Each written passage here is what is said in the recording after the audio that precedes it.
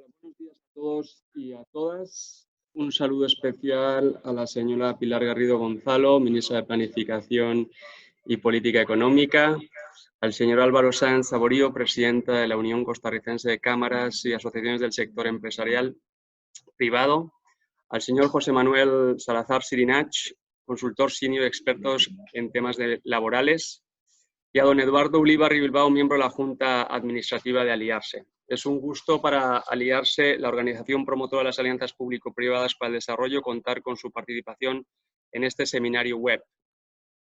Desde Aliarse nos unimos a los esfuerzos para hacer frente a los importantes retos que la sociedad costarricense y el mundo enfrentan ante el COVID. Los retos a los que nos enfrentamos nos llaman a cooperar y articular iniciativas para fortalecer la respuesta ante la crisis.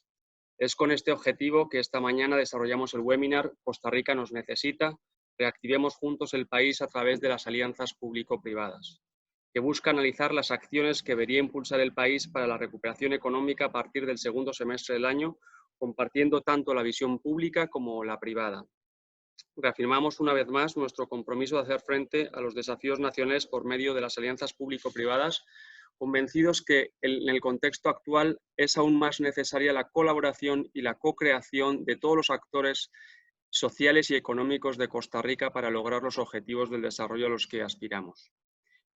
Finalizo reiterándoles nuestro agradecimiento por su participación en este webinar y en especial por su compromiso de seguir contribuyendo al desarrollo sostenible de Costa Rica. Sin más preámbulos, cedo la palabra a don Eduardo Ulibarri, moderador del webinar. Bueno, me uno a la bienvenida que les ha dado a todas y a todos ustedes Aitor Llodio, director ejecutivo de Aliarse, muy particularmente a doña Pilar Garrido, ministra de Planificación y Política Económica y coordinadora del equipo económico del gobierno, a don Álvaro Sáenz, presidente de la Unión Costarricense de Cámaras y Asociaciones de la Empresa Privada, UCAEP, y a don José Manuel Salazar Sirinach, consultor senior internacional, quien hasta hace poco ocupó la dirección regional de la Organización Internacional del Trabajo para América Latina, y en la actualidad está muy involucrado en el tema de encadenamientos productivos en Costa Rica. El propósito de este seminario, de este webinar, que nos distancia desde el punto de vista físico, pero que nos une desde un punto de vista social y de interés por el presente y el futuro del país y de todos los ciudadanos, es precisamente explorar desde la óptica del sector público, del sector privado, de la academia con práctica en el terreno, como es el caso de don José Manuel Salazar, opciones de alianzas público-privadas de integración de esfuerzos entre las instituciones estatales y las organizaciones privadas, sean estas sin o con fines de lucro, para poder interactuar, compartir recursos y riesgos con el fin de impulsar la recuperación económica de Costa Rica una vez que hayamos pasado la emergencia sanitaria. No estamos partiendo tanto de cómo hacer frente a la coyuntura específica actual, que es más bien brindar apoyo a sectores y a personas vulnerables y tratar de proteger la operación de las empresas y de todo el sector productivo en Costa Rica, sino estamos partiendo de qué acciones podríamos emprender con esa vinculación entre lo público y lo privado una vez que logremos la contención y ya podamos regresar a una cierta normalidad en el país. Quiero agradecerles a todas las amigas y todos los amigos que nos acompañan desde sus casas o lugares de trabajo. Hasta el momento tenemos 51 personas que se unieron a esta actividad.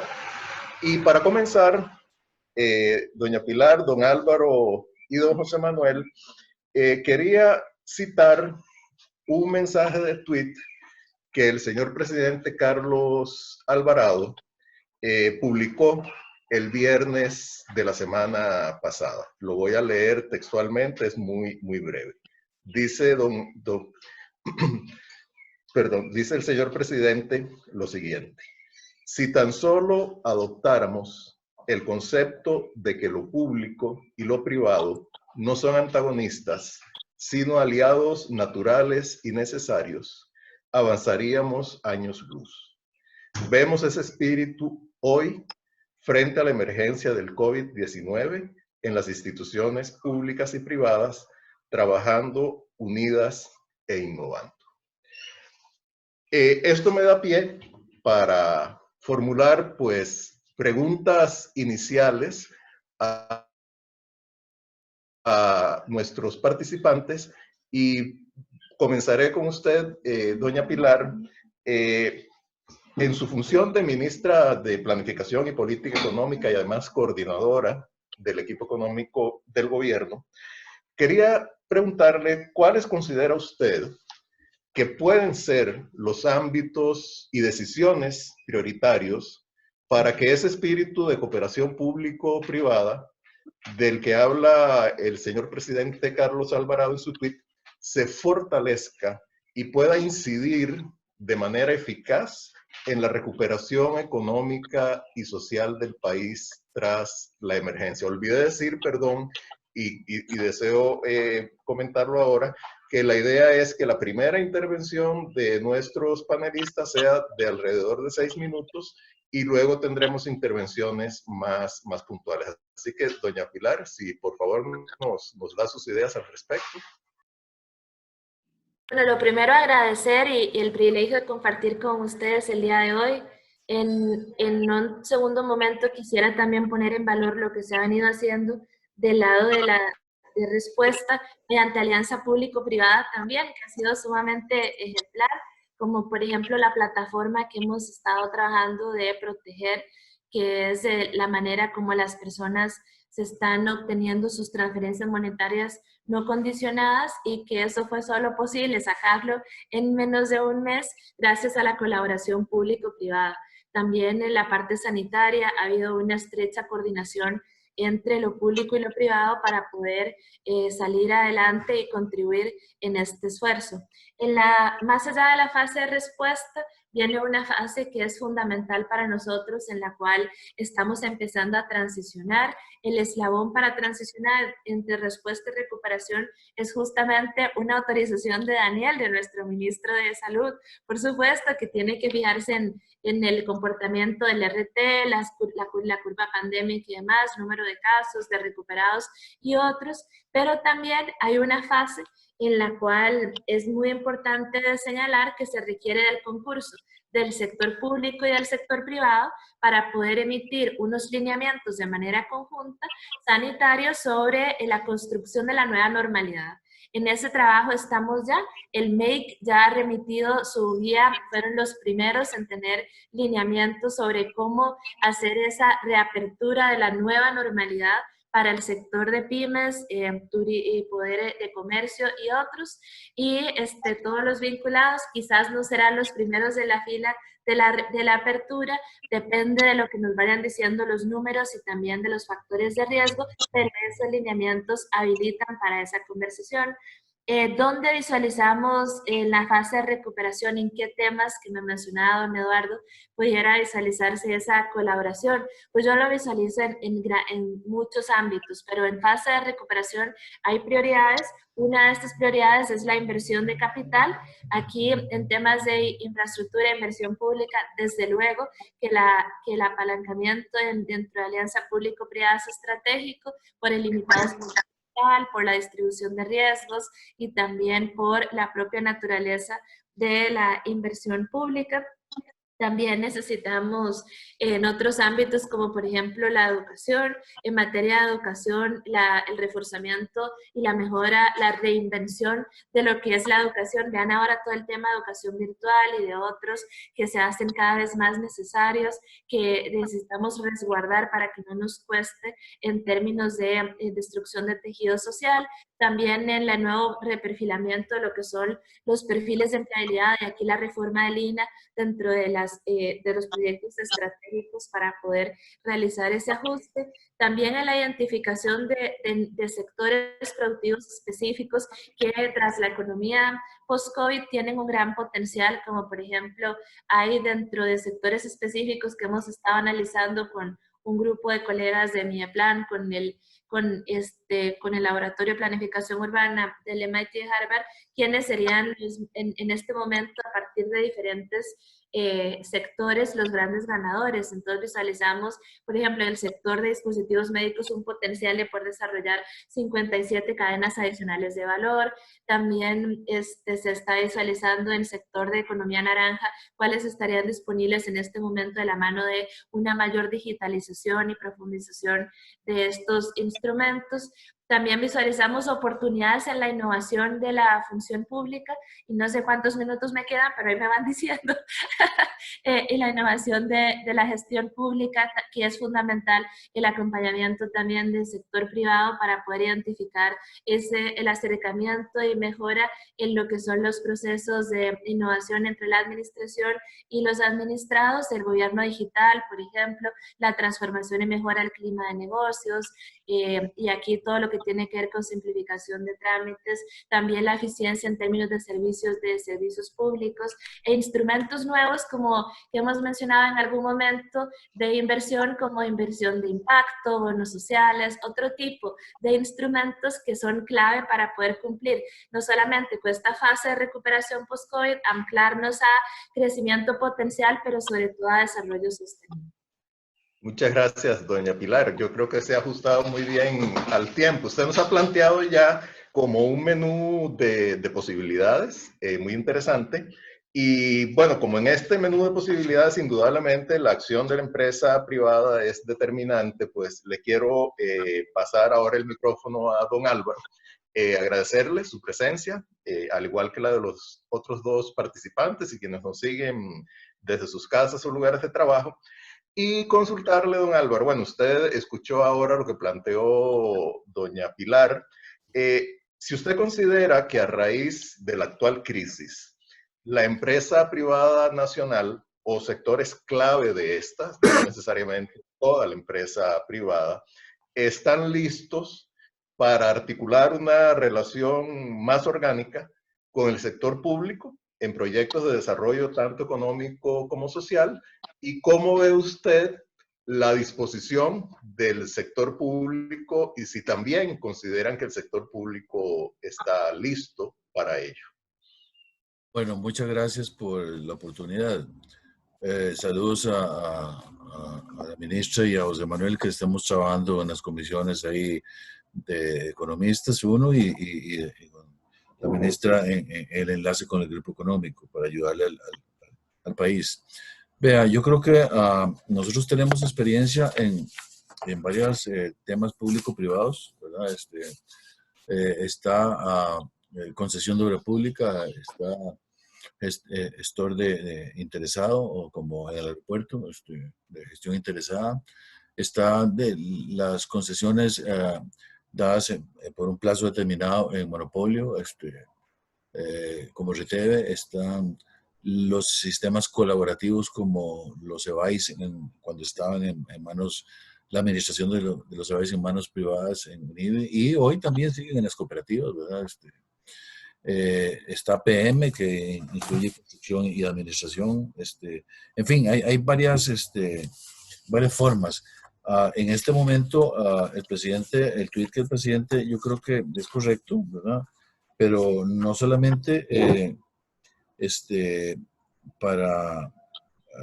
no solamente que no son antagonistas, sino aliados naturales y necesarios, sino que en realidad el sector privado es el que produce la riqueza y el Estado el que hace los efectos de seguridad, solidaridad, educación, ¿verdad? Y es con el dinero que generamos en la empresa privada, la pequeña, la micro, la grande, los trabajadores independientes, los impuestos indirectos. Entonces, no es posible un Estado, y menos un sistema de seguridad social, y en esta emergencia se ha visto, no es posible sin una economía fuerte. Entonces, y esa economía es importante que también pueda participar en gestiones público-privadas, como las que describí antes, en diferentes formas, ¿verdad?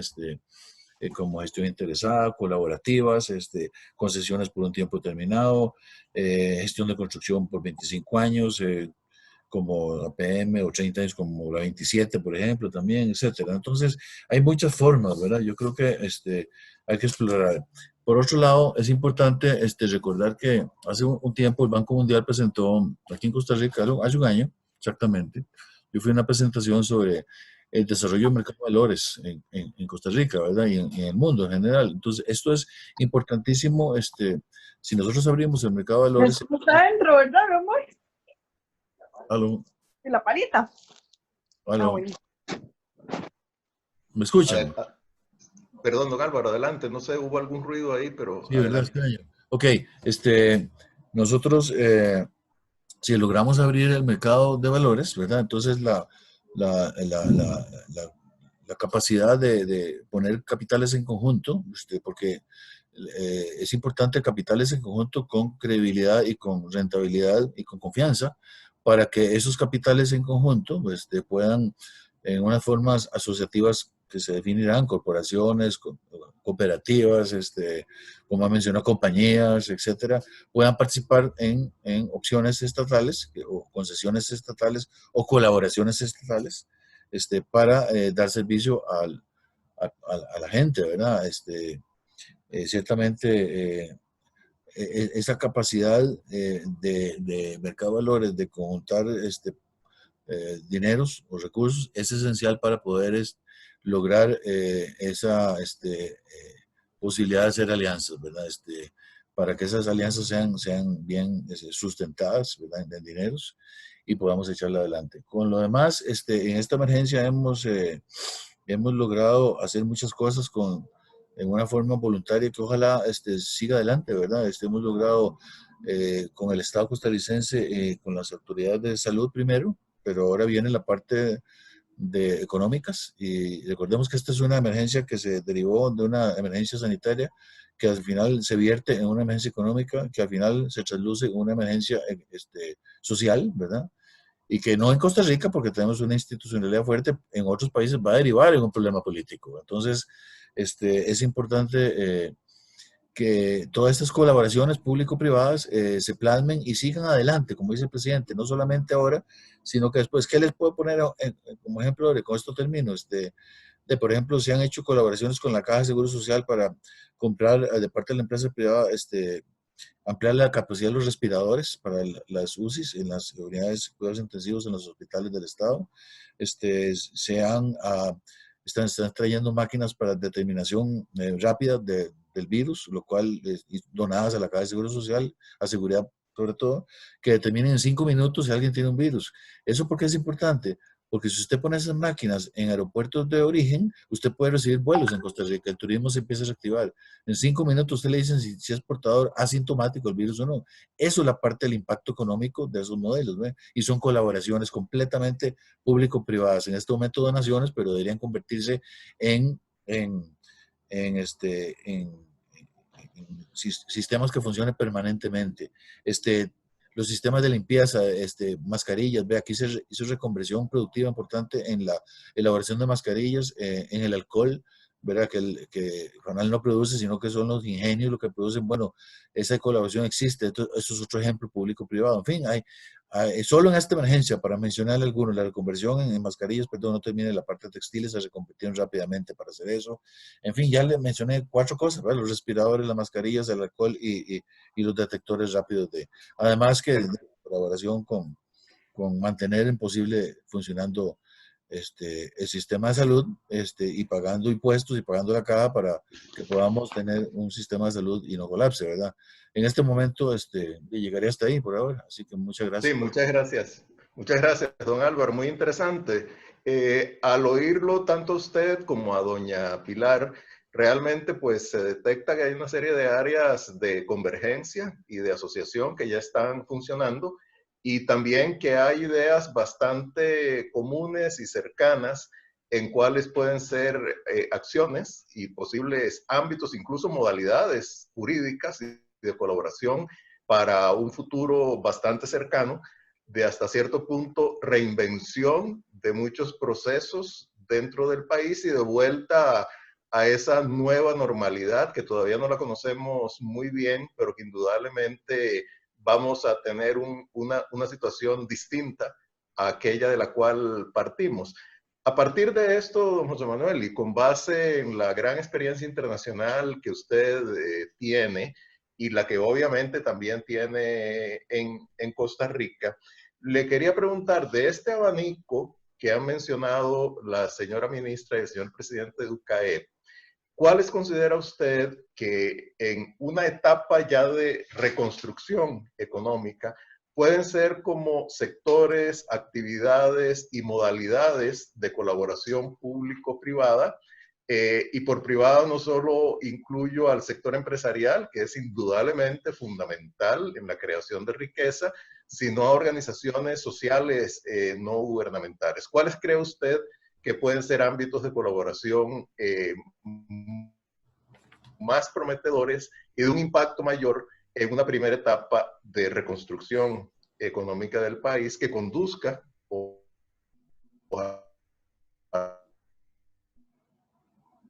pronto también a una reactivación?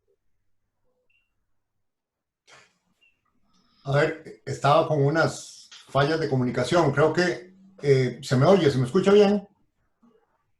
Sí, don José Manuel, un poquito distante pareciera, pero sí se le escucha. Y además Bueno, ya lo estamos viendo. Ya, voy a acercarme. En primer lugar, muchísimas gracias por la invitación. Un gusto estar aquí con don Álvaro, doña Pilar, con usted y los amigos de Aliarse.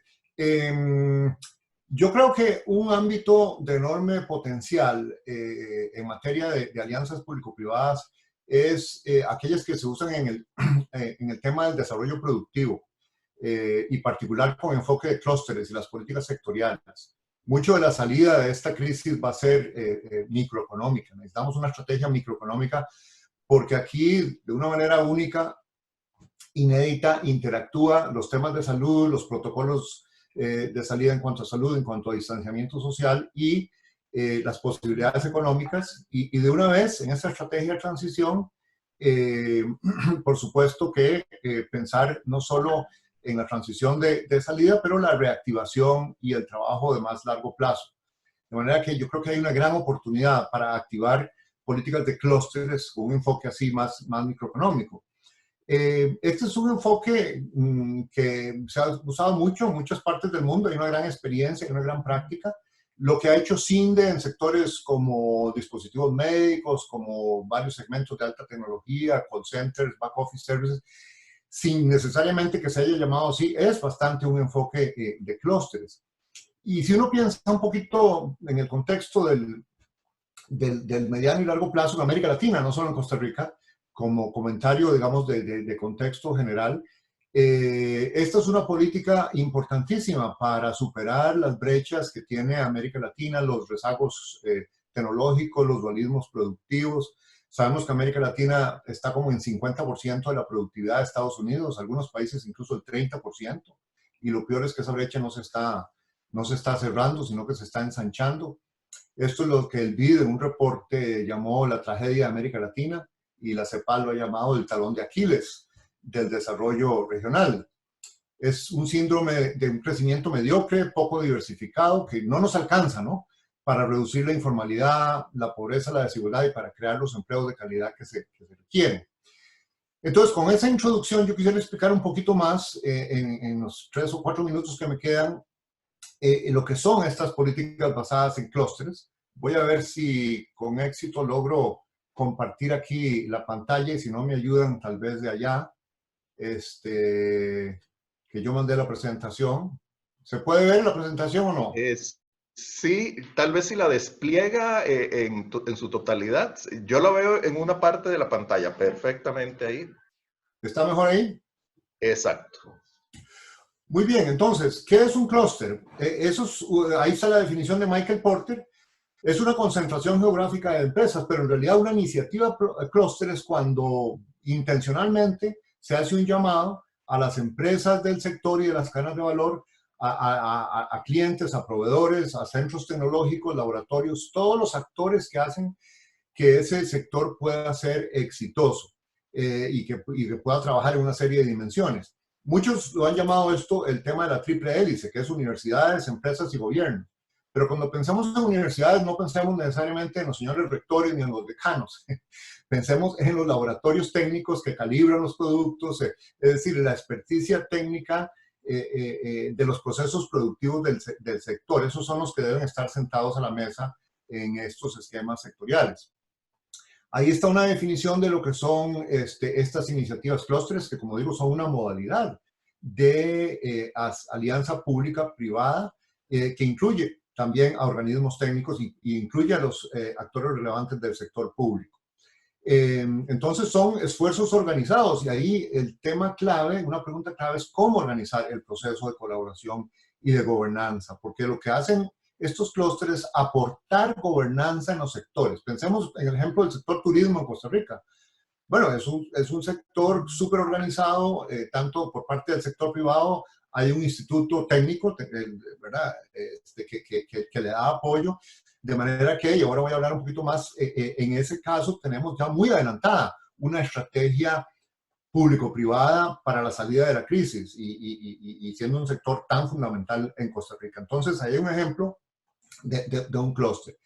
Esto es lo que el Cluster Initiative Green Book del 2013 saca como las principales funciones de los clústeres, ¿no? Es articulación empresarial, cierre de brechas de recursos y talento humano, provisión de bienes públicos para la expansión de clústeres, desarrollo de negocios, innovación, en fin, todo lo relevante para la competitividad.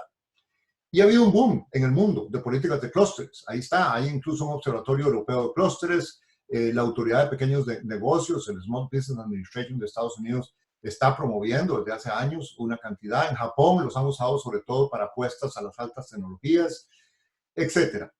Aquí hay un pantallazo literalmente de lo que son 17 clústeres que coordina la Cámara de Comercio de Bogotá desde hace unos 5 años, que es una de las experiencias, yo diría la experiencia más desarrollada de clústeres en América Latina. Están los diferentes sectores de economía naranja, gastronomía, ustedes ven música, prendas de vestir, joyería, bisutería, están los servicios empresariales, el de software y tecnologías de información, turismo y negocios, servicios financieros, lo que llaman el biopolo, que es el clúster de salud, de lácteos y de cosméticos, etc. Y aquí está la lista de los clústeres, por ejemplo, en el País Vasco, que es otra experiencia tremenda. Entonces, ya para ir concluyendo, ¿por qué es que estas iniciativas clúster, como alianzas público-privadas, pueden ser impulsoras de la recuperación? Bueno, porque los retos claves llamémoslo el desconfinamiento, la desencerrona, ¿verdad? Y la reactivación es qué tipo de protocolo sanitario de salida es adecuado para las características de las empresas de cada sector, cómo puede ese sector o clúster recuperar la confianza de los consumidores, aumentar las ventas, ahí hay que reinventar una cantidad de cosas, incluyendo maximizar el uso de plataformas digitales, reinventar modelos de negocios y cómo reactivar las cadenas de suministros que han tenido estas disrupciones tan enormes. Y uno ve que todas estas preguntas solo pueden responderse para cada actividad específica. No hay respuestas transversales o generales, o muy pocos casos. Y esto es lo que da la justificación y la racionalidad para alianzas público-privadas fortalecidas a nivel de clústeres y sectores, ¿no?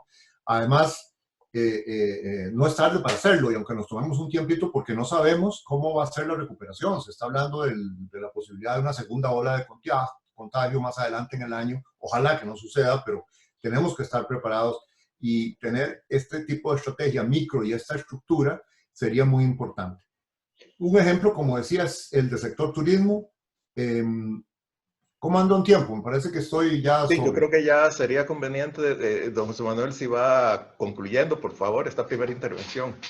Bueno, nada más recordar lo que dije, que el sector turismo lleva muy adelantada una estrategia acá en Costa Rica, que lleva todos este tipo, digamos, de elementos de reinvención del Producto Nacional, de cómo reposicionar a Costa Rica en el mundo post-pandemia, del tema del empleo de capacitación, la reactivación del segmento de cruceros, etc. Entonces, un ejemplo del tipo de trabajo que hay que hacer en otros sectores y que es algo que lo puede hacer con el liderazgo del sector privado o del gobierno, pero ciertamente con todos los sectores.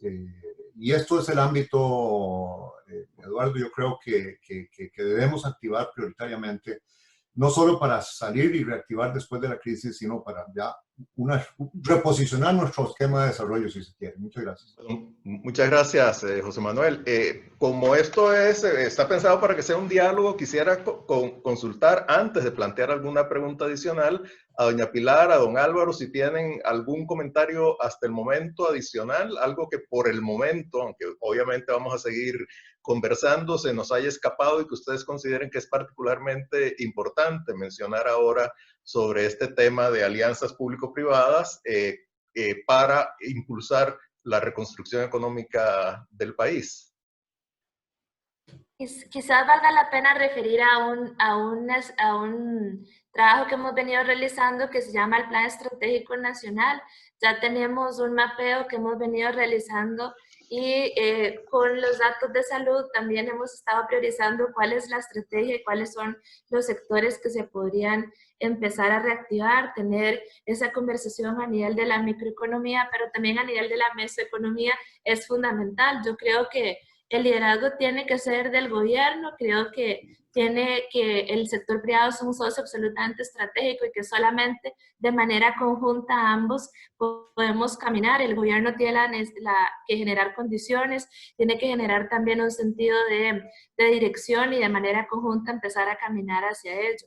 Hay ya algunos, hay que analizar los clústeres, diría yo, que tenemos visualizados hasta este momento en la economía post-COVID, visualizar cuáles son algunos cortes de cadenas de suministros que se han dado para poder replantearlos y también identificar dónde están las nuevas oportunidades y eso, por supuesto, que de manera conjunta para poder ser exitosos en este espacio. ¿Y cómo hacer para que en la salida de la crisis, en el rebote, el conjunto de medidas estructurales que vayamos tomando nos posibiliten tener una recuperación mucho más robusta en el corto plazo también? Muchas gracias. Yo quisiera ahora, bueno, utilizar una imagen que no es ninguna invención mía, se ha usado mucho en estas últimas semanas, no solo en relación con Costa Rica, sino con otros países, en el sentido de que estamos en una coyuntura en la cual prácticamente estamos construyendo o reconstruyendo una nave mientras está en vuelo. O sea, no nos podemos dar el lujo de que esa nave se caiga, de que sus pasajeros todos queden enfermos. Entonces es una necesidad de una serie de balances. Y esa nave indudablemente tiene ciertos planos constructivos originales, ¿verdad? Y esto me lleva a un tema que menciona una de las personas que nos está siguiendo y que yo quisiera vincular con una pregunta que yo también tenía preparada. Es si el marco jurídico de Costa Rica, digamos que sería como una especie del plano constructivo de esa nave que son las alianzas público-privadas, y en particular el decreto de alianzas público-privadas para el desarrollo que fue emitido, si mal no recuerdo, en el gobierno anterior, brindan un contexto suficientemente eficaz, robusto, ágil, prospectivo para el desarrollo de las alianzas público-privadas, tal como hemos venido conversando al respecto. Tal vez, doña Pilar, si usted primero nos pudiera hablar sobre eso y luego si don Álvaro y don José Manuel pues tuvieran algo que agregar, pues sería muy interesante.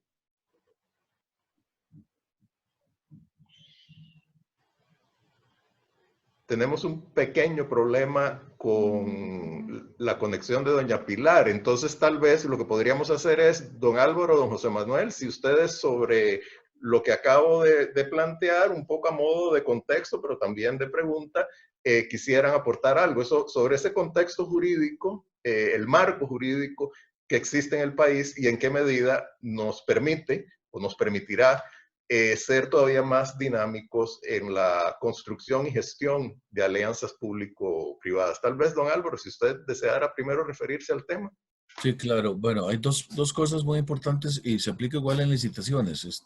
Cuando hemos visto, primero, los carteles de licitaciones y también los carteles de alianza público-privada deben ser hechos en una forma profesional. Cuando son hechos mal hechos, crean las ambigüedades que permiten apelaciones ad infinitum y se para todo el proceso. Eso es un defecto grande, ¿verdad? Lo otro es, los administradores de esas concesiones deben estar bien capacitados también para que entiendan cómo manejarlas, ¿verdad? Y lo tercero es los mecanismos de supervisión. Si no tenemos eso en sitio, va a crear unas concesiones o alianzas público-privadas que siempre son concesiones o siempre son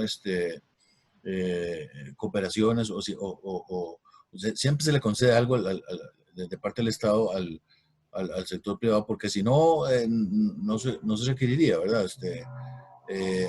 Desgraciadamente debemos explorar más el tema de una cooperación fuera del tema monopólico del Estado, más bien una cooperación en otros campos, como el que menciona José Manuel ahorita, en elaboración de clúster, en fin. El otro tema es la inversión. Si nosotros le quitamos barreras, el Estado a veces estorba demasiado para hacer la inversión en vez de ayuda. Entonces, el Estado debe facilitar y facilitar. La inversión siempre va a fluir hacia donde haya mejor rentabilidad y donde sea posible crear riqueza más rápidamente. Y por supuesto, al final son trabajos, ¿verdad? Entonces yo diría que en vez del Estado establecer normas, debe quitar barreras para permitir, con los parámetros que antes dije, contratos bien hechos, de gente que administre las concesiones bien capacitadas y supervisiones bien hechas también. Y finalmente, algo muy importante, todas las concesiones o colaboraciones público-privadas están sustentadas en el trabajo físico, intelectual de la gente, pero el trabajo. Entonces, es muy importante desregular el mercado más grande que existe. Nosotros tenemos, lo he dicho en otras ocasiones, una Costa Rica inmersa en el siglo XXI, con un Estado diseñado en el siglo XX, con reglas laborales del siglo XIX, ¿verdad? Entonces, derivadas de políticas industriales y filosóficas del siglo XIX, quiero decir.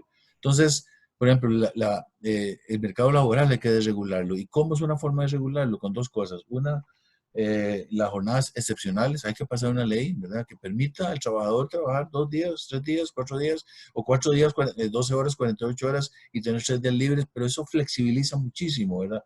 Y el segundo, que la Caja de Seguro Social acepte el pago de cargas sociales sobre la jornada efectivamente elaborada. Es para que no sea demasiado caro. Entonces, la jornada excepcional no solamente ayudaría a que la gente esté un día menos, porque en 4 días usted junta 48 horas, un día menos en exposición en esta época de COVID.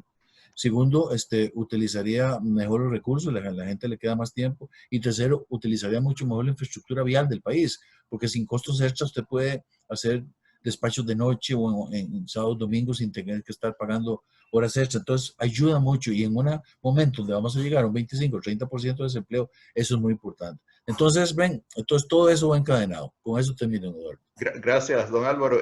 Doña Pilar, es que le di la palabra a don Álvaro, aunque me referí primero a usted porque hubo algún problema de conexión. Pero bueno, espero que haya oído lo que planteé en el sentido del marco jurídico, ¿verdad? O sea, hay un decreto ejecutivo sobre alianzas público-privadas.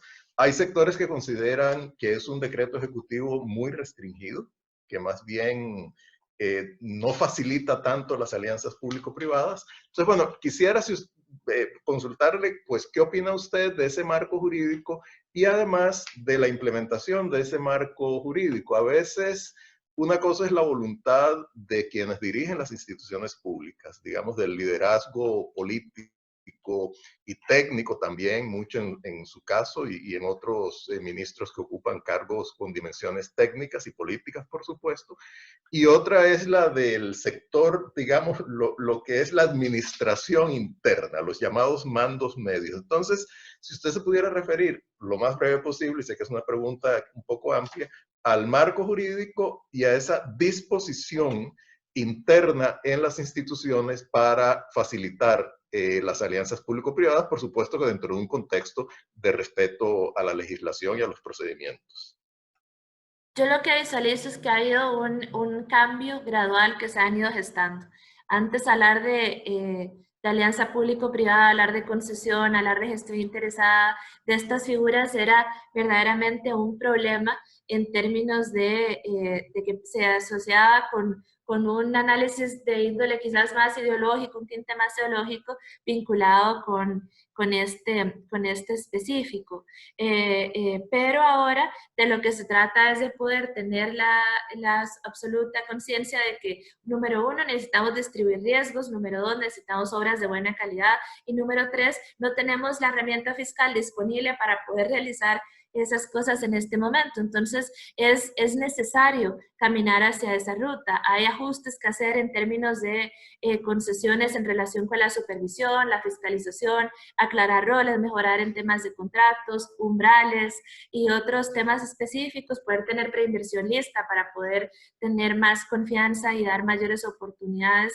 reglas claras en el Sistema Nacional de Inversión Pública. Entonces, creo que en materia de implementación todavía hay un ajuste gradual que debemos transitar y que con la práctica puede ir mejorando. Luego, hay un decreto vinculado con la ley de APPs, que era más de una cosa Hacienda, pero hay también la otra regulación de APPDs, que es justamente el conjunto de convenios y de otros procesos y de entendimiento, que también es una herramienta absolutamente poderosa para poder empezar a caminar en esa línea, y que creo que no le hemos sacado suficiente punta, en el sentido de que es posible hacer más cosas donde el broker puede ser la academia, donde el broker puede ser una ONG de sociedad civil, y en la alianza entre lo público y lo privado para lograr mayores entendimientos y mayores resultados en el desarrollo.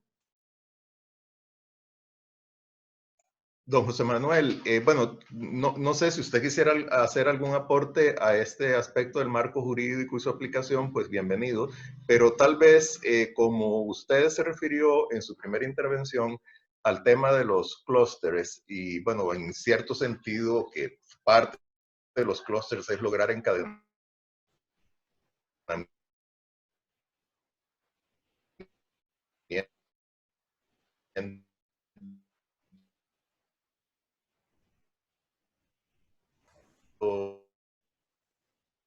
los productivos. ¿Cómo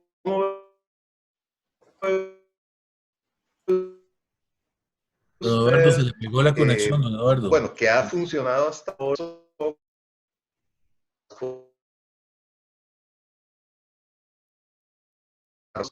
el Estado, desde su punto de vista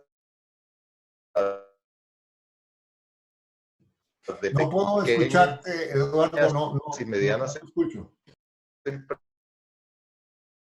empresas, sino el ámbito de turismo, don José Manuel.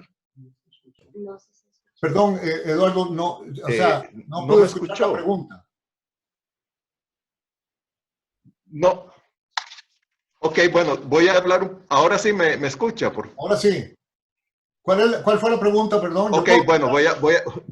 No, básicamente la pregunta, José Manuel, es ¿cuál es el potencial que usted le ve en una etapa, digamos, ya post-crisis sanitaria a los encadenamientos y a los clústeres en una dimensión regional?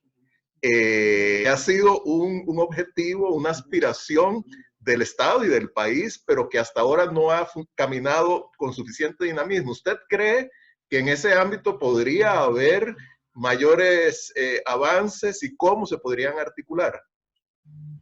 Sí, gracias. Bueno, un comentario muy breve y del tema jurídico. Yo entiendo que hay más de 10 marcos jurídicos sobre APPs. Algunos son generales, digamos, además del decreto, y otros son como por sector. Eso no está necesariamente mal en el sentido de que hay muchas modalidades de alianzas público-privadas, ¿no? De infraestructura, para salud, para reducción de pobreza, temas sociales. Y lo que yo estoy un poco diciendo es que la próxima generación que necesitamos ponerle mucho énfasis, y ahora a raíz de la crisis, es este tipo de alianzas por sector o por clúster. En ese sentido, para clústeres, y yo he estado trabajando, bueno, el año pasado un poco con Procomer, y ciertamente ahorita me refiero al tema de estos clústeres con visión territorial, sí hay entre algunos expertos la sensación clara de que sí necesitamos un marco jurídico para ese tipo específico de alianza público-privada, porque aquí para, digamos, organizar una asociación clúster, o se va por el camino de asociación sin fines de lucro o se va por el camino de fundación, que son los dos tipificados en nuestra legislación. Y ninguno de los dos es realmente apropiado y acomoda bien la naturaleza, el espíritu y el tipo de trabajo de clústeres. Digamos que ese sería mi comentario sobre la parte jurídica. No, yo creo que, como decía, hay una gran experiencia internacional en políticas de clústeres, algunas experiencias sumamente exitosas como las del País Vasco, como las de Colombia. El BID estuvo financiando y sigue financiando políticas de clústeres muy activamente en países de América Latina.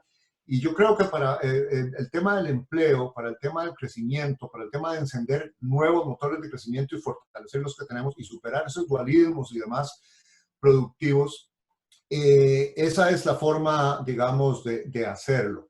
El problema que tenemos, digamos, o el reto en Costa Rica es que, y esto lo ha diagnosticado muy bien el Estado de la Nación, en el último reporte, ya de antes venían diciendo esto, sí, así, o sea, tenemos muy clara una institucionalidad responsable del tema de salud. Ministerio de Salud, Caja, estamos viendo en esta respuesta sanitaria realmente de felicitarnos como país, de felicitar a todos los que trabajan allí. Tenemos unas competencias y responsabilidades institucionales muy claras en política fiscal, en política monetaria, en educación, pero si vamos a ver lo que es la institucionalidad de política de apoyo al sector productivo, es una cosa fragmentada, llena de duplicaciones, de competencias y responsabilidades, y ahí hay que entrarle a reorganizar eso y a fijar bien las responsabilidades, y yo creo que esta crisis es una gran oportunidad de repensar un poco el Estado en la dimensión, en todas sus dimensiones, pero en particular en esto que el Estado de la Nación nos ha diagnosticado también, y salir con una institucionalidad fortalecida, sobre todo con estos clústeres sectoriales y las rectorías respectivas. Don Álvaro, ahora que don José Manuel mencionó este tema, usted en su intervención anterior habló, bueno, de una economía del siglo XXI, una institucionalidad del siglo XX y una legislación laboral del XIX, que es me parece un resumen desafiante, digámoslo. Partiendo de lo que acaba de mencionar don José Manuel, ¿en qué áreas específicas del marco jurídico, aparte de la flexibilidad laboral de la cual usted ya habló, sería conveniente realizar ajustes en aras no solo del dinamismo económico, sino de que ese dinamismo económico pueda tener un impacto social mayor y además que pueda incidir en el tema que nos ocupa en esta conversación, que es el de las alianzas público-privadas? Bueno, había mencionado el mercado de valores también, ¿verdad? La legislación hay que actualizarla. Muy importante para poder tener capital, primero tener trabajo, ¿verdad? La segunda, y José Manuel describió muy bien, hay una fragmentación de políticas que hay que ordenar definitivamente urgente, porque la única manera en que vamos a salir adelante en un país como este es encadenamientos productivos, y eso está ligado a los clústeres.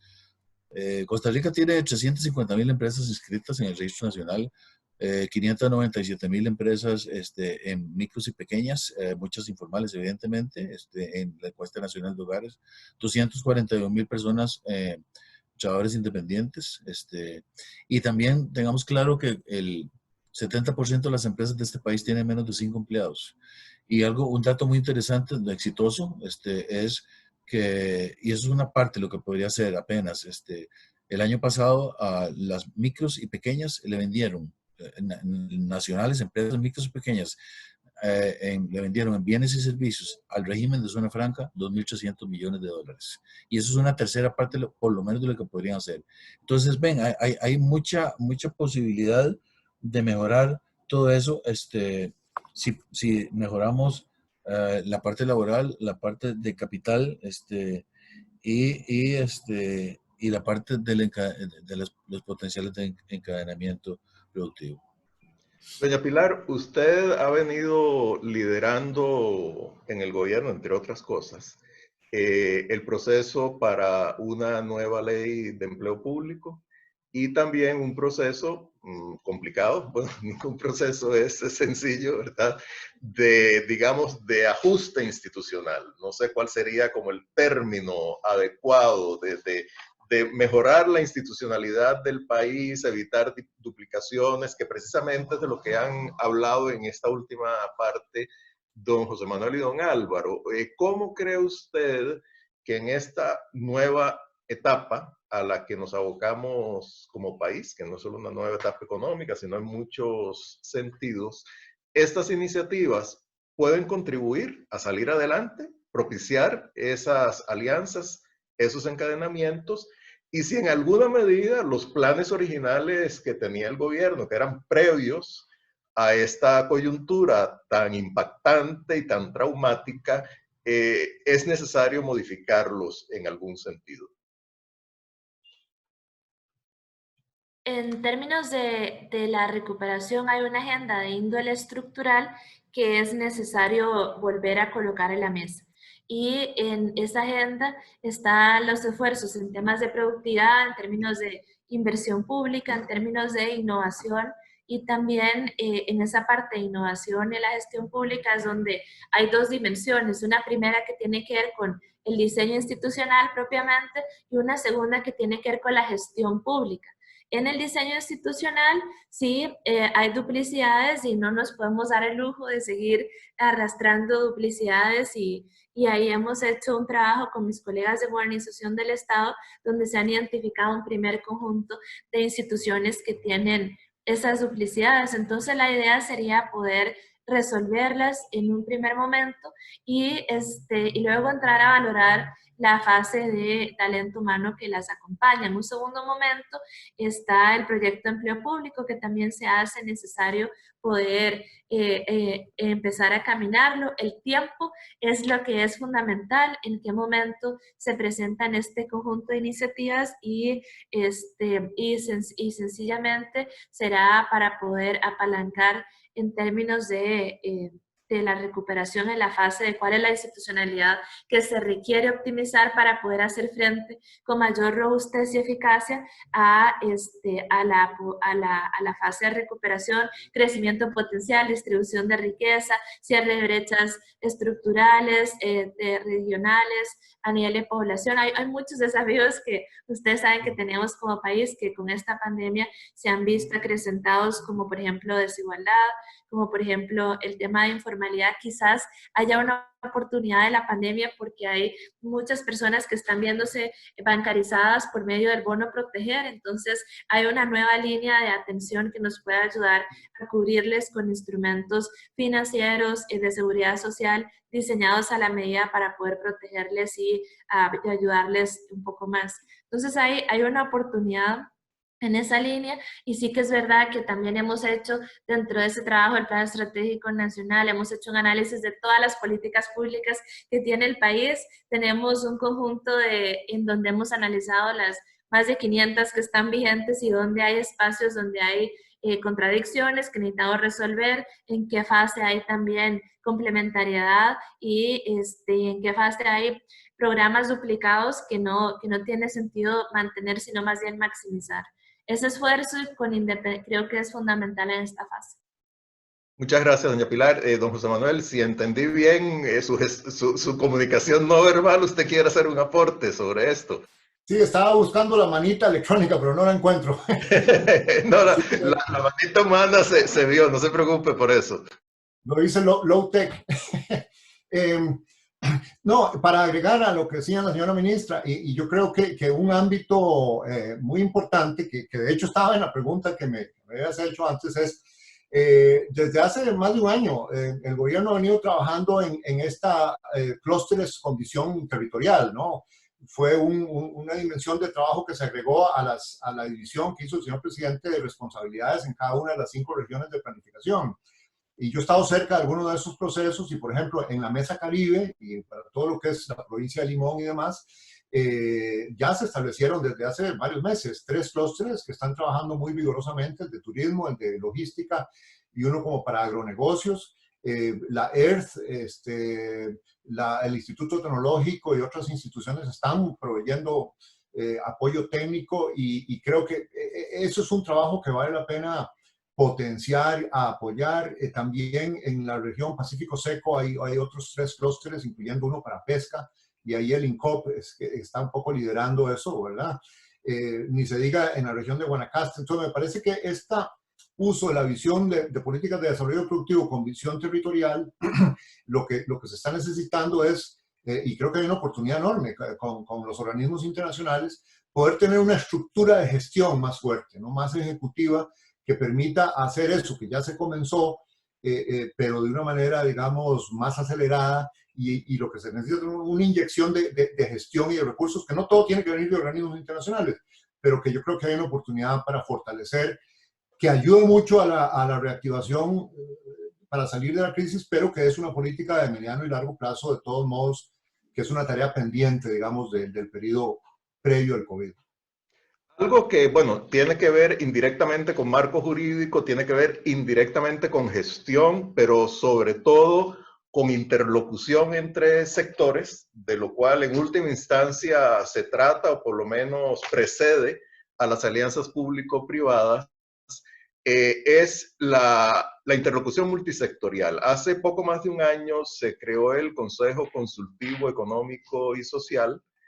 Hasta el momento, por lo menos según mi entendimiento, no ha tenido mucho dinamismo y ha costado que arranque, pero bueno, en ese sector, en ese consejo, están representados sectores de la empresa privada, sectores del gobierno, sectores de organizaciones sociales. Ustedes, y bueno, y planteo la pregunta de una manera general, ¿consideran que este consejo consultivo puede ser no necesariamente el promotor, pero puede ser una instancia, entre otras, que estimule un mayor dinamismo y un mayor grado de confianza entre los distintos sectores y por ende pueda estimular las alianzas público-privadas? Tal vez, don Álvaro, si usted nos pudiera dar su primera impresión, por favor. Gracias. Vea, usted usó una palabra, es confianza, y la otra que usó el presidente, que me parece muy adecuada también, es bajar la incertidumbre. Si subimos la confianza y bajamos la incertidumbre, vamos a tener un ambiente colaborativo y no confrontativo, mucho mejor.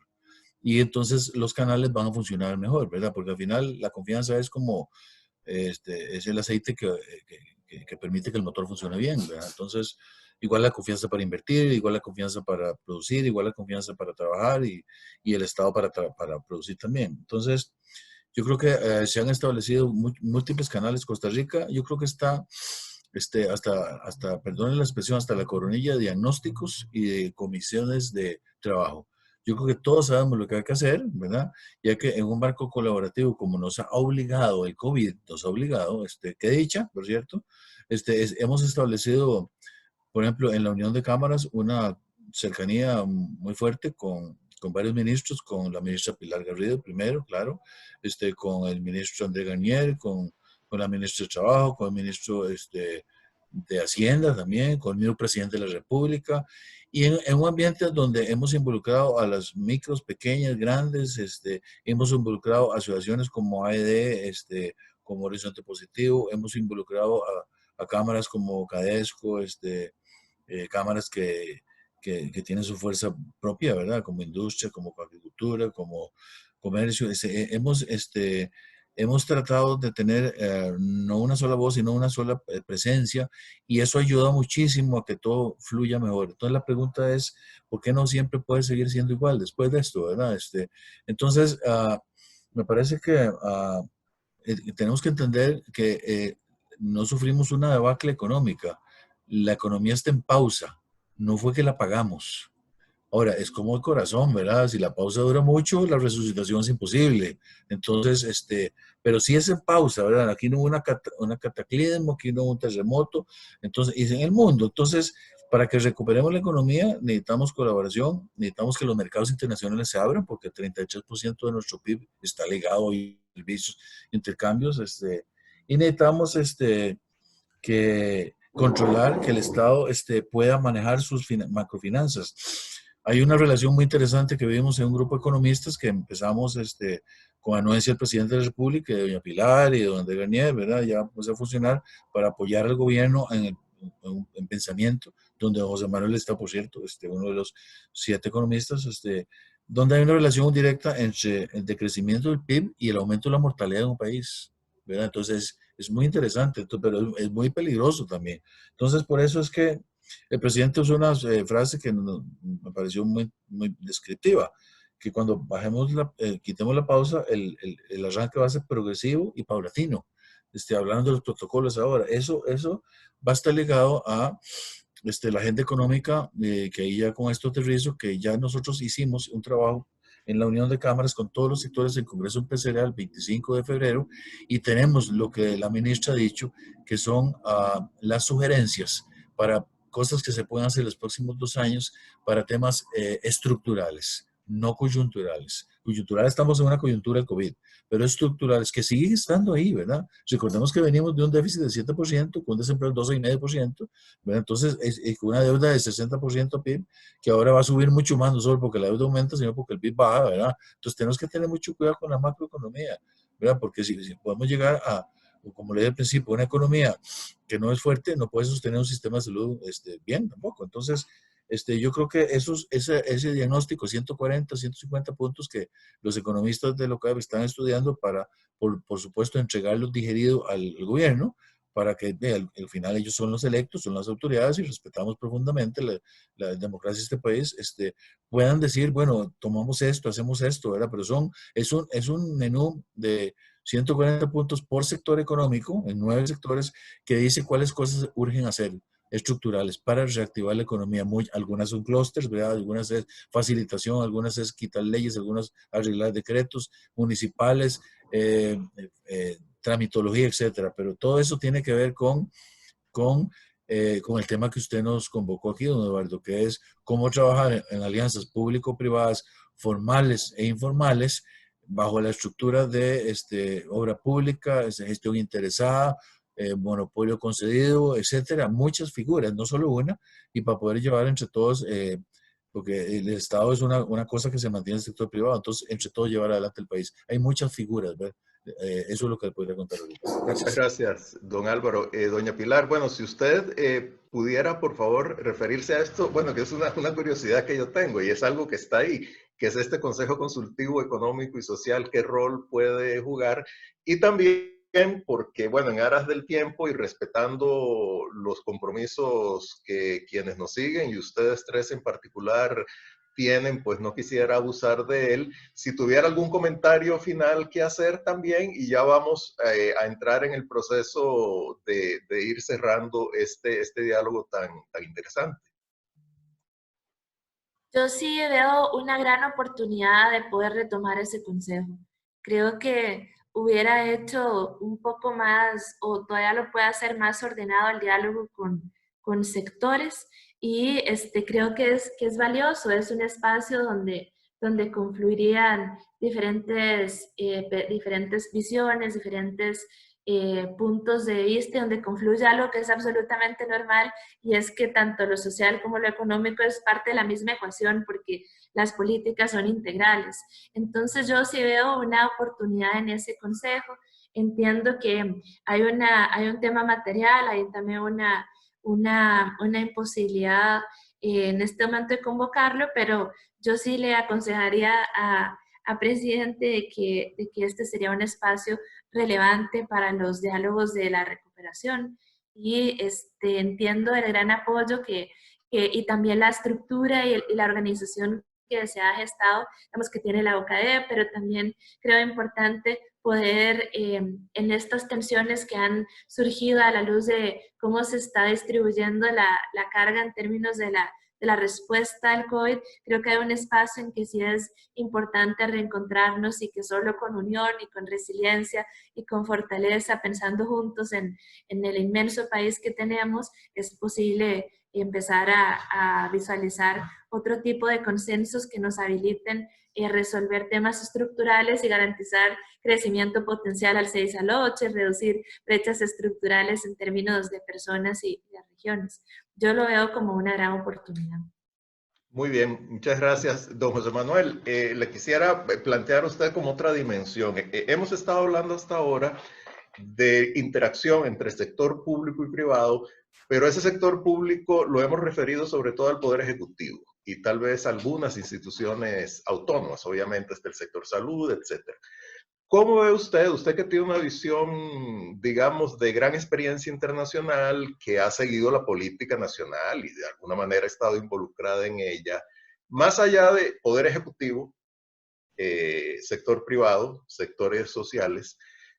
¿Cómo ve usted el uso de nuestra cultura política, la posibilidad de que ese ambiente que en este momento uno identifica en la Asamblea Legislativa de colaboración, que indudablemente se hace desde distintas perspectivas partidistas, pueda seguir adelante, sobre todo cuando sea el momento de entrar en esa agenda, llamémosla estructural, de la que tanto don Álvaro como doña Pilar y usted han hablado?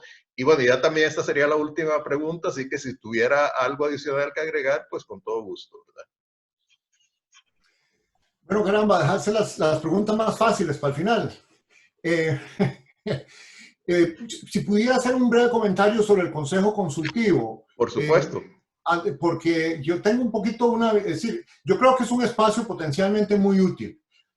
No sé cuánto, la verdad, es una duda personal en este momento de crisis. Yo creo que ahora la realidad nos está pidiendo a gritos sobre la marcha arreglar una serie de cosas, ¿verdad? Y estos consejos consultivos, que son bajo el modelo europeo, son criaturas que se toman más tiempo, ¿verdad? Eso es muy importante. Yo creo que crean un espacio muy importante para una visión de mediano y largo plazo, pero es como difícil cuando la casa está en llamas, ¿verdad? Se está cayendo. O sea, entonces simplemente planteo una duda. Luego, un par de detalles sobre el decreto que salió el año pasado, porque yo lo estuve viendo en detalle y creo que tienes ciertos temas. Una es que hay unos ministros sentados allí. Si uno ve el modelo europeo, es puramente de organizaciones de la sociedad civil. La idea es que la sociedad civil discute, se ponen de acuerdo entre ellos y opinan sobre proyectos de ley o crean una visión sobre el futuro del país en el área A, B o C o de conjunto. Y yo creo que eso me parece a mí que habría que revisarlo, qué tipo de esquema, porque si están, digamos, ministros de Estado sentados en el Consejo Consultivo, pues ya se vuelve posiblemente una dinámica de negociación sobre los temas de la semana, del mes, las urgencias y demás diferente al modelo europeo. Y tampoco tiene una secretaría técnica sólida, que creo que no hay manera de tener una de estas cosas que sea efectiva sin una secretaría técnica sólida, y pues para eso hay que tener un acuerdo de que se quiere esa institución, esa institucionalidad, no son nada más unas reunioncitas, digamos, livianas, ¿no? Bueno, pero yo creo que ese es mi comentario allí. Yo creo que en ese sentido, pero podría ayudar a hacer alianzas estratégicas. En sí mismo no es una APP, es una cosa política mucho más amplia. Bueno, la pregunta de la cultura política, yo creo que es muy interesante lo que ha venido sucediendo en Costa Rica. Antes de la crisis, y ya el mismo Estado de la Nación, en este reporte sobre la fragilidad, dijo que, bueno, por las justas y poco, pero que el país logró tener un entendimiento para hacer la reforma fiscal del 18, y que eso fue un acto que hay que reconocer porque no había podido hacerse eso en el pasado y gobiernos anteriores se estrellaron o digamos la sociedad costarricense se estrelló contra una conflictividad que no se pudo manejar y que nos paralizó y que esa parálisis se rompió por una serie de cosas interesantes. Creo que esta crisis ahora está mostrando todavía una mayor proactividad y capacidad de entendimiento entre la Asamblea Legislativa y el Ejecutivo y varios sectores. Me parece que eso hay que aprovecharlo. Es un momento mágico, digamos, positivo, que no hemos podido tener en décadas. Obviamente las crisis provocan, pues eso, en el ser humano, ¿verdad? Y necesitamos darnos cuenta de que hay que salir adelante. Me parece que en ese sentido hay que aprovechar y que si se aprovecha, y veo que tenemos muchos espacios de diálogo y un sentimiento bueno de la reacción en salud, por ejemplo, hay que desarrollar, me parece más, la narrativa de la respuesta económica, la narrativa de la respuesta social, ponerse de acuerdo, pero que es una gran oportunidad de salir con digamos, un pacto social y un tipo de diálogo mejor. Desafortunadamente, y creo que eso es reprobable, siempre hay personas que se usan para echar, digamos, agua a su molino y cosas ideológicas, y eso hay que ponerlo en perspectiva, pero creo que es un buen momento. Muchas gracias, José Manuel. Don Álvaro, si usted tuviera algún comentario final y si quisiera referirse a lo que al tema este de la cultura política y cómo ve usted, porque me parece que es interesante desde la óptica del sector productivo, el sector privado, ¿cómo considera usted, en qué condiciones estamos a partir de esta experiencia para que pueda ser más factible en el ámbito legislativo avanzar en reformas estructurales? Bueno, yo creo que la Asamblea Legislativa ha trabajado de una forma responsable, bien, ha atendido la emergencia. Recordemos que el primer caso en Costa Rica de COVID fue el 6 de marzo, ¿verdad? Entonces, si ponemos perspectiva temporal, porque la gente se imagina, parecieran 2 años, pero no, es 6 de marzo. Entonces, como dije antes, la economía está en pausa. Entonces, hay leyes que hay que pasar, hay que evitar otras cosas que también hemos visto que han habido intentos populistas peligrosos en la Asamblea Legislativa de pasar leyes, redacciones aprovechando la coyuntura, lo cual me parece una manera irresponsable. Creo que es una oportunidad también de mejorar la productividad del país, las condiciones de competencia al final, si estamos abiertos al mundo, pues compitamos, si no nos cerramos y no competimos, pero seamos serios, ¿verdad? Entonces yo creo que hay condiciones, sin duda el país ha hecho una inversión inmensa en educación, ¿verdad? Que hay que aprovechar, estamos aprovechando, tenemos una diversidad de exportación inmensa, son la diversidad agrícola es la más grande de América Latina, muy pequeñitos en muchos campos, pero muy diversa. La parte médica, la parte de servicios, tenemos una economía muy diversa y eso nos va a ayudar mucho. Conversando con el presidente decía que también tenemos ventajas comparativas. Estas estadísticas de salud nos va a permitir que el turismo se vuelque a Costa Rica muy rápido también, porque van a querer venir. ¿Qué pasó aquí? O sea, controlaron bien la emergencia. Qué interesante, qué modelo país. Teniendo problemas tan serios en Panamá, que el metro en vez de ser una bendición se les convirtió en una maldición porque es un vehículo de transmisión inmediata, ¿verdad? Y eso me lo dijo un médico, el director de las unidades de cuidados intensivos del país, que Panamá tuvo ese problema. Nicaragua es un misterio absoluto. Entonces tenemos dos lugares complicados que podemos. ¿Por qué menciono eso? Porque una reinfección nuestra en Costa Rica no lo aguanta esta economía. Entonces tenemos que cuidar mucho el reingreso de gente contaminada. Por eso los temas que mencioné antes. Y para terminarle, la pregunta suya, vea, yo creo que sobre el tema de este seminario, el encadenamiento productivo es básico para las alianzas público-privadas, ¿verdad? ¿Y por qué es básico? Porque un encadenamiento de pequeños y micros baja el índice Gini también, que está subiendo en Costa Rica, evidentemente, ¿verdad? La desigualdad está subiendo y eso no nos conviene a nadie. Entonces, creo que nadie la quiere. Hemos tenido un país muy bueno como para perder eso. Entonces, eso hay que cuidarlo también. Y finalmente, como corolario a la presentación, lo cual le agradezco mucho, Eduardo, y un saludo a doña Pilar, de José Manuel. Vean, yo creo que en la empresa privada les puedo comentar, toda la estructura está bien, tenemos que mejorar la institucionalidad, la posibilidad de captar capital, pero tanto el Estado como las instituciones de educación de Costa Rica deben suspender la satanización, no solo de la empresa privada, sino de la figura de concesión de obra pública y de concesiones hacia el sector privado. O sea, hay una satanización de muchos años sobre esta figura, ¿verdad? De alianzas público-privadas, que la ministra lo dijo ahora, es el futuro y está funcionando y creo que estamos empezando a abrirnos, pero hay que apurar esa apertura con esta emergencia. ¿Para qué? Para que no veamos la empresa privada como el mal necesario, sino es que dicha que existe, pero bajo 3 parámetros, ¿verdad? La alianza público-privadas, como dije antes, contratos bien hechos. Eso es muy importante, el diablo está en los detalles, ¿verdad? Contratos bien hechos, gente muy capacitada y sistemas de inspección adecuados, ¿verdad?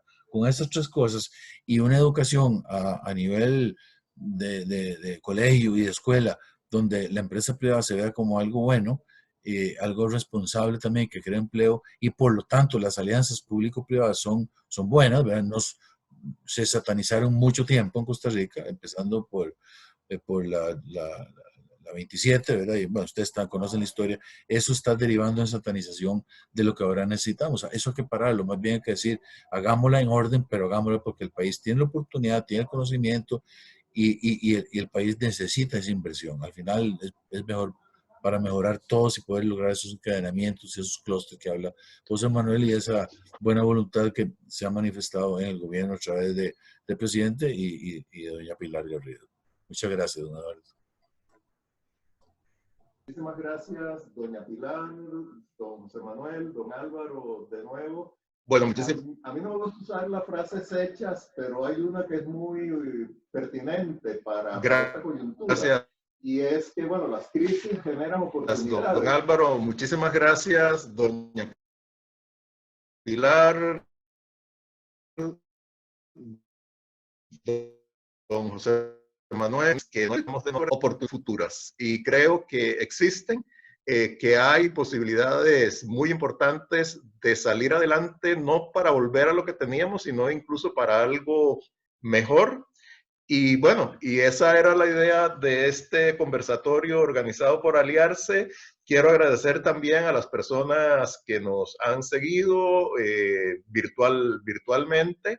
Y bueno, y decirles que nunca, como en estos momentos en que hay distanciamiento físico, necesitamos la cercanía social y humana.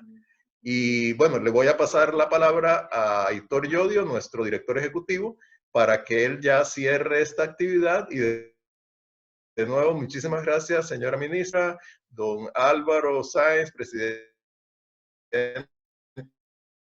y don José Manuel Salazar Navarrete, pues que es describirlo es más difícil. Tiene una serie de sombreros, pero sobre todo es un consultor internacional de gran experiencia, un costarricense que ha estado... Muy bien, muchísimas gracias, don Eduardo, por la gran facilitación. A don Álvaro, a José Manuel, a Pilar por su participación y a todos ustedes. Hemos hecho una grabación del webinar y estaremos compartiéndolo en el Facebook de Aliarse y en nuestras redes sociales. Creo que, como decía don Eduardo, han surgido una serie de ideas interesantísimas que tendremos que promover desde Aliarse y otras plataformas en las que participamos para sacar el país adelante. Muchísimas gracias a todos y manos a la obra. Feliz día, feliz semana y los mejores deseos. Cuídense. Muchas gracias. Gracias, Aitor. Gracias a todos. Hasta luego.